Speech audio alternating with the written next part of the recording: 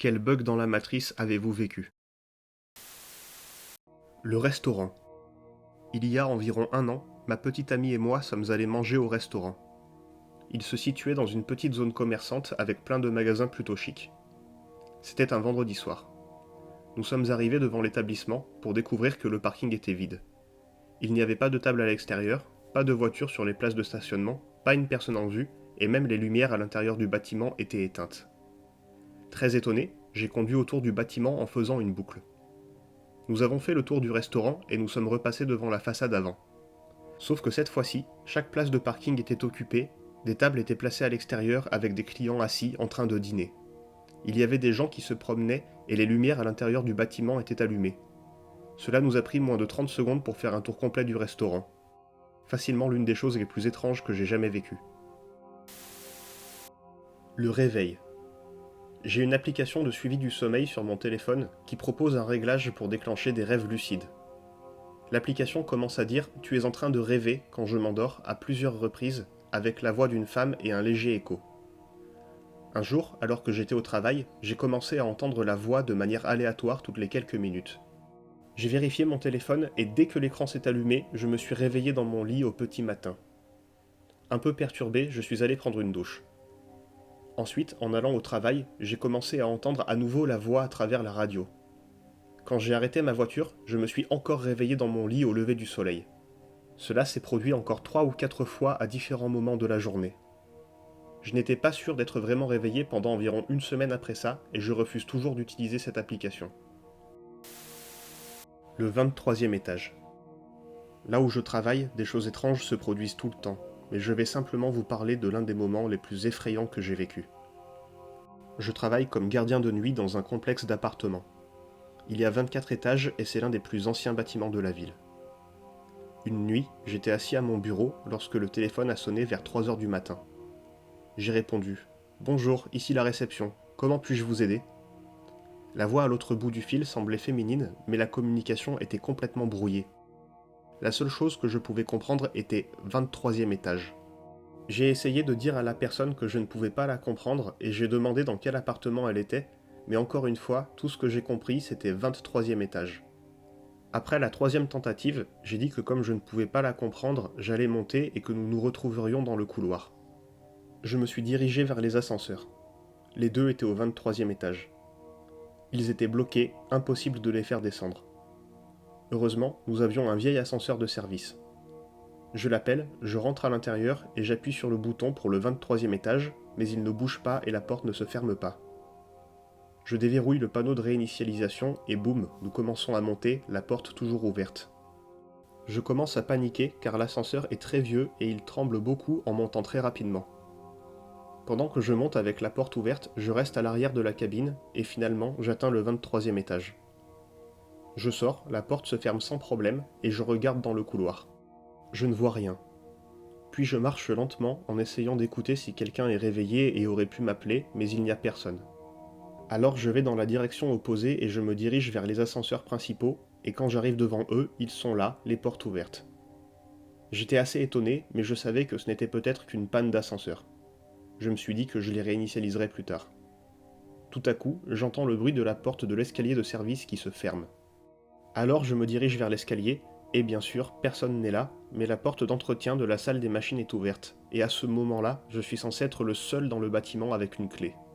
Au sommet du bâtiment se trouve une grande salle abritant toutes les machines très bruyantes qui font fonctionner le bâtiment et qui donnent sur le toit. Je n'aime pas y entrer car c'est un endroit flippant et personne n'y va jamais. À ce stade, je suis sérieusement effrayé, mais je me reprends et j'entre. Je dis « Il y a quelqu'un ?» Pas de réponse. Les lumières dans cette salle clignotent et je ne vois pas très bien, mais à l'extrémité de la pièce, je peux distinguer la porte d'accès au toit et évidemment elle est entrouverte. Je continue donc à avancer lentement, vérifiant l'espace entre chaque machine au fur et à mesure que je progresse, et il n'y a personne, alors j'ouvre la porte d'accès au toit. Je monte quelques marches et presque immédiatement, la porte derrière moi se ferme avec un claquement sec. Ça ne pouvait pas être le vent, cette porte est difficile à fermer et à ouvrir. Vraiment difficile. Immédiatement, je cours vers la porte, je la referme violemment derrière moi et je sprinte tout droit vers la porte d'entretien. Je retourne dans le couloir du 23e étage, je monte dans un ascenseur dont les portes sont encore ouvertes, et je descends jusqu'au premier étage. Je retourne dans le hall principal et dès que je m'assois, le téléphone sonne. Je décroche, ne dis pas un mot, et la même voix brouillée ne prononce qu'une seule phrase, 23e étage. J'ai raccroché, j'ai éteint le téléphone et j'ai passé le reste de la soirée à fixer le moniteur de sécurité du parking. Il y a eu plein de choses effrayantes qui se sont passées dans ce bâtiment. Une fois, je suis passé devant une pièce sombre au premier étage et j'aurais juré que je m'y voyais à l'intérieur. La nuit suivante, alors que j'étais à l'intérieur de cette même pièce en train de nettoyer, les lumières se sont éteintes et je me suis retourné pour voir, pendant une fraction de seconde, une image de moi passant dans l'encadrement de la porte. Changement de dimension. J'ai toujours voulu partager cette expérience avec quelqu'un. Un jour, je marchais pour aller au travail et soudainement, j'ai eu l'envie de prendre un chemin différent de mon chemin habituel. Je travaille en centre-ville, dans une grande ville. C'était une envie étrange mais très forte, un élan spontané de prendre un chemin différent. J'ai tourné dans une ruelle que je n'avais jamais vue auparavant. J'ai parcouru environ 10 mètres quand un véritable bug s'est produit. Tout dans mon esprit s'est brouillé. J'avais l'impression de ne plus avoir de corps, que j'étais une entité semi-consciente flottant à travers une dimension étrange. Tout à coup, à travers un ensemble de couleurs et de formes différentes, une vision m'est apparue. C'était un groupe de personnes étranges qui, dans mon esprit, ressemblaient à des hommes d'affaires en costume. Ils semblaient surpris et paniqués que je puisse les voir. L'un des hommes a fait un mouvement rapide et tout est devenu noir. Lorsque je suis revenu à moi, j'étais dans une rue complètement différente. C'était la même rue que j'emprunte toujours pour me rendre au travail. Je me sentais malade et profondément perturbé. Je n'ai jamais pris de drogue, je n'ai jamais eu d'hallucination et je n'ai jamais rien vécu de tel. Le truc étrange, c'est que lorsque le bug se corrigeait et que je pouvais voir ces personnes me regardant comme un animal en cage, j'avais le sentiment que je savais que j'étais contrôlé. Cela me perturbe encore énormément à ce jour. Sortie hors du corps. Quand j'étais petit, pendant une ponction lombaire, on m'a mis sous anesthésie. Pendant que j'étais endormi, j'ai vécu ce que je ne peux décrire que comme une expérience hors du corps. Je me voyais depuis un point de vue au-dessus de mon corps en train de regarder la procédure. J'ai tout observé et j'ai même vu quand le médecin s'est cogné dans ma table de chevet et qu'il a fait tomber ma Game Boy, ce qui a fait éjecter les piles. Une des piles est tombée sous le lit, hors de sa vue. Je me suis réveillé, groggy, je lui ai dit où se trouvait la pile et il a été choqué quand il l'a trouvée là. À ce jour, je n'ai toujours pas d'explication. Sauvé grâce à un rêve. Quand j'étais adolescente, j'ai fait un rêve vraiment intense. Dans ce rêve, je trouvais le corps sans vie d'une de mes amies flottant dans sa baignoire. Je n'y ai plus vraiment pensé jusqu'à ce que je me connecte en ligne ce soir-là et que l'amie en question m'envoie un message pour me dire que son copain l'avait quittée. J'ai immédiatement demandé si je pouvais l'appeler et elle a dit non. Je me souviens avoir pensé que cela signifiait quelque chose, comme si je pouvais changer le cours des événements. Peu de temps après, mon téléphone a sonné et c'était mon amie qui m'appelait. J'ai été très inquiète pour elle à ce stade, mais je lui ai parlé normalement. Elle me racontait des choses anodines, sa vie à l'école et des trucs comme ça. Jusqu'à ce que je réalise que j'entendais un bruit d'éclaboussure en arrière-plan. Je lui ai demandé « Tu es dans ta baignoire ?» Et quand elle a dit oui, j'ai senti mon cœur rater un battement. Je lui ai demandé « Qu'est-ce que tu as fait ?» Elle ne m'a pas répondu tout de suite, puis après une très longue pause, elle m'a dit qu'elle avait avalé une bouteille entière de pilules avec de la vodka. Elle avait eu peur d'attendre toute seule que le cocktail mortel fasse son effet, alors elle m'avait appelé pour entendre une voix. J'ai raccroché et j'ai appelé le SAMU. Quand ils sont arrivés, elle était inconsciente mais en vie. Aujourd'hui, elle va très bien et elle est devenue maman d'une petite fille magnifique. L'accident de voiture. Je rentrais chez moi avec mon père et nous nous sommes arrêtés à un fast-food. J'ai commencé à me sentir de plus en plus anxieux sans raison apparente, au point que j'avais des vertiges et des douleurs à l'estomac. Nous attendions qu'on nous apporte notre commande. Alors j'étais assis là, me sentant très mal, et soudainement l'envie me vient d'appeler mon frère. Il était en train de nous appeler. Il était impliqué dans un accident de voiture. Personne n'est mort, certains étaient blessés, mais lui allait bien. Je lui ai dit de se taire et de s'éloigner autant que possible de la voiture. Il n'a pas compris, mais il a suivi mes instructions. Puis j'ai entendu un bruit fort et des gens qui criaient. Après coup, il m'a raconté ce qui s'était passé.